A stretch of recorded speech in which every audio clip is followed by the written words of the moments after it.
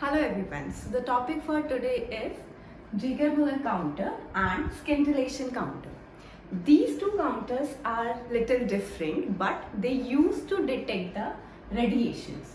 The electronic instrument used for detecting and measuring ionization radiation. What kind of radiations used to come in this ionization radiation is alpha particles, beta rays and the gamma ones. The use of this counter is mainly in radiological protection, experimental physics and nuclear industry. Like if we want to detect what kind of rays are there, we use this counter.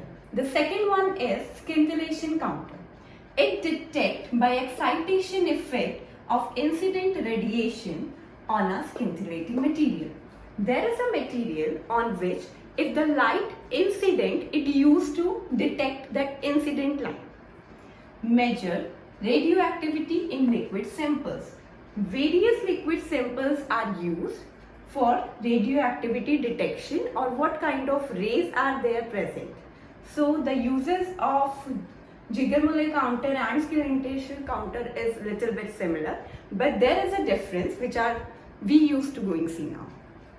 Difference between GM counter and scintillation counter we are going to study. The first point is it is work by principle of individual gas ionization. Only one gas is going to be ionized. Work by principle of scintillation of crystals. The crystals absorb some of the rays and then they used to provide little visible light. Electrons and ions are produced. In GM counter both electrons and ions both are produced, while in scintillation counter only electrons are produced, no ions were seen. The third point is they require low voltage for working. It means low voltage is required. They require high voltage for the working. The two electrodes are there and they used to give secondary electrons and there are series of electrodes. GM counter only 2 electrodes are required, while in scintillation 1 we require a series of electrodes. These could be one to many, like we can't define, it's depend upon the crystals. And secondary electrons are also produced with the help of these. Less sensitive to gamma rays. GM counter rarely works on the gamma rays, while scintillation counter mainly works with the gamma rays.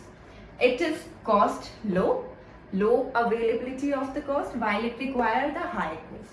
Even you can assume like low cost is required, then definitely the size would be small, but in scintillation 1 the size is large because it is high in size or it is high cost required.